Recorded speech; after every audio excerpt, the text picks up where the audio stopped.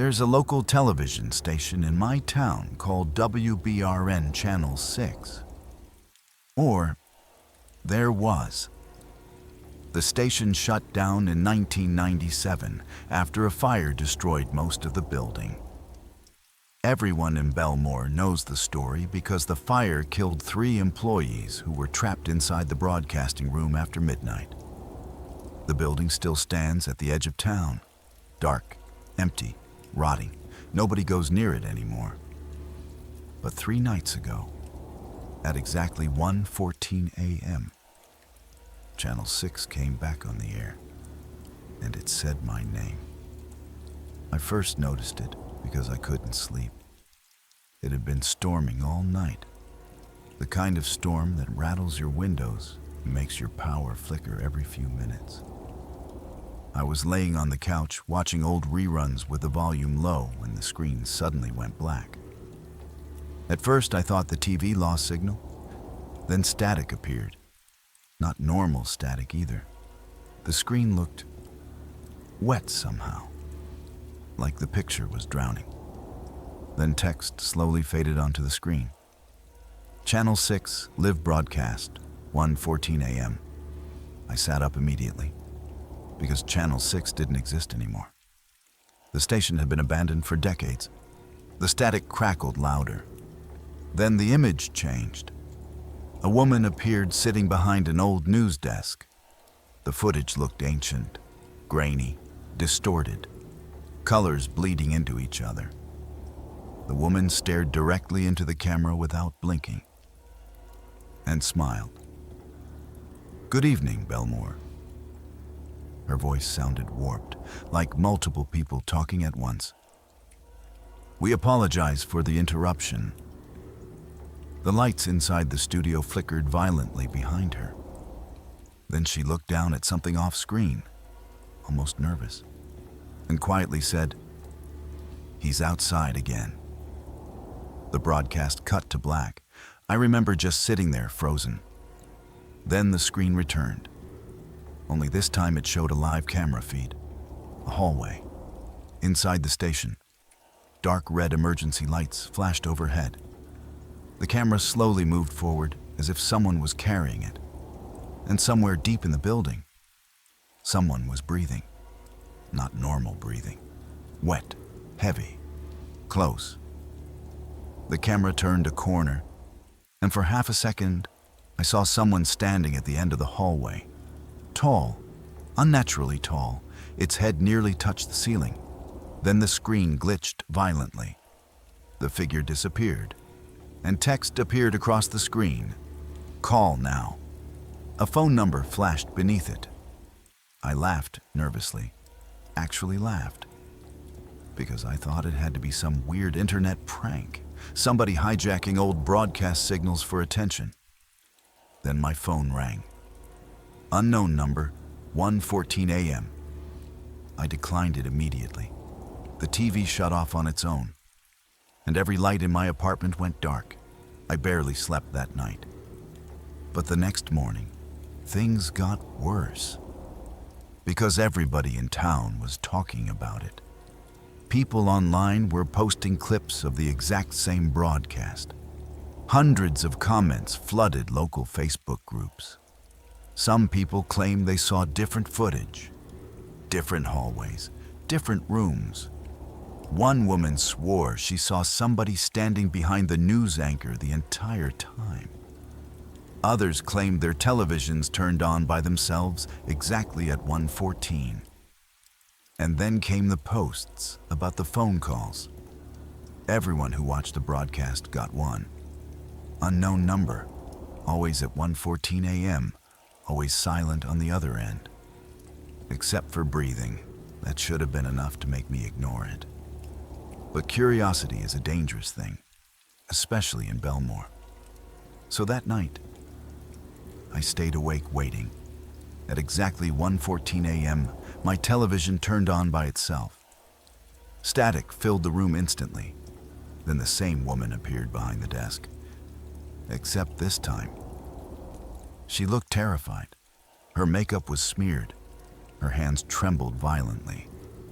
And behind her, The studio lights kept shutting off one by one. Darkness slowly swallowed the room. She looked directly into the camera. If you're watching this, do not answer the phone. The lights behind her flickered again. Closer now. Something moved in the darkness behind the set. Tall, wrong. The woman's breathing became shaky. He watches through reflections, she whispered. Then suddenly, the station phone beside her rang. Loud. The woman froze. The ringing continued. Again. Again. Again. Finally. She answered it, and the moment she lifted the receiver, every light in the studio went black. The screen exploded into static. My phone rang immediately. Unknown number.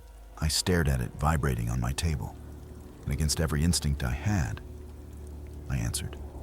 Silence, then breathing, slow, uneven, like somebody standing right behind me. I turned around instantly, nothing there. Then a voice whispered, "Check the hallway." The call disconnected. I don't know why I listened. Maybe because fear makes you stupid.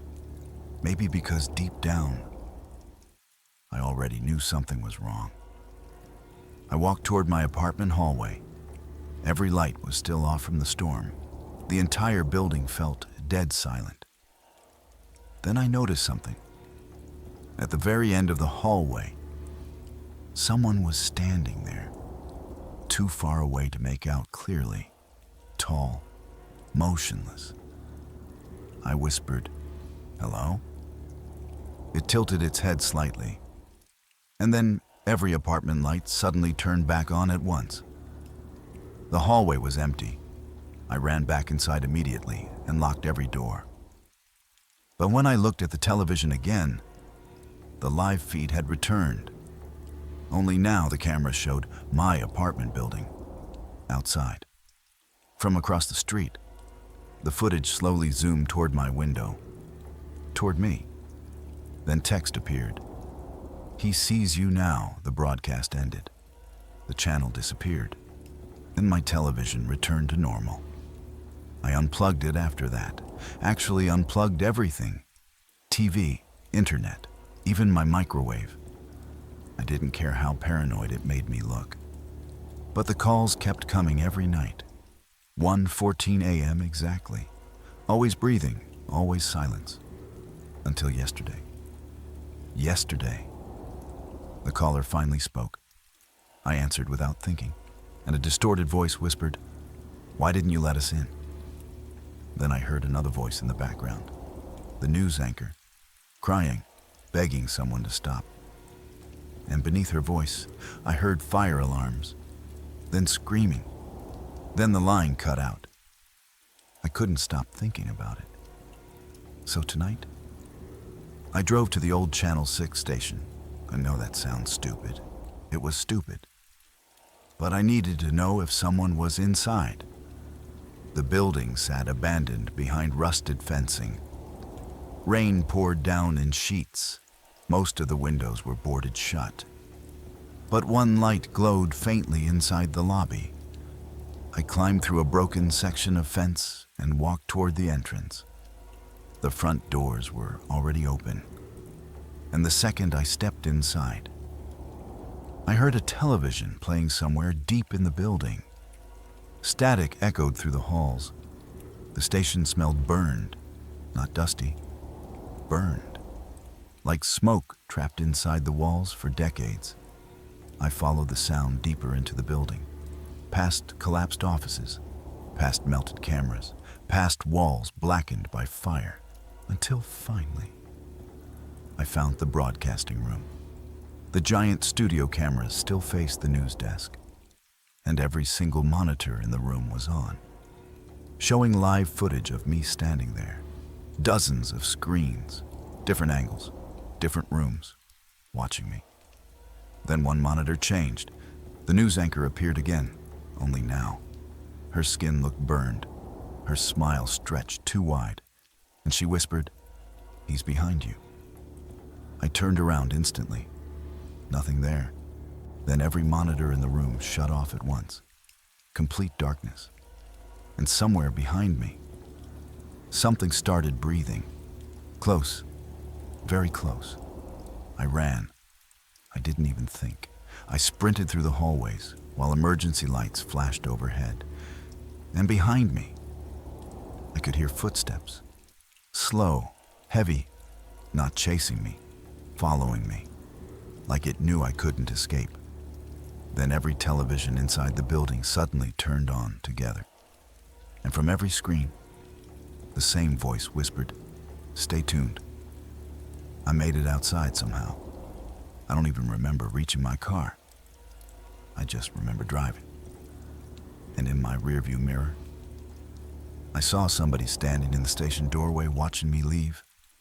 Tall, its head nearly touching the frame. Motionless, waiting. Got home an hour ago. And since then, every television in my apartment has turned on by itself 3 times. Even the unplugged one. It's 1:13 a.m. right now, 1 minute before the broadcast starts again. And my phone has already started ringing. Unknown number. But this time, there's a voicemail. I haven't listened to it yet. Because somehow, I already know what's going to be on the other end. Breathing, static, and a voice asking me to let it inside.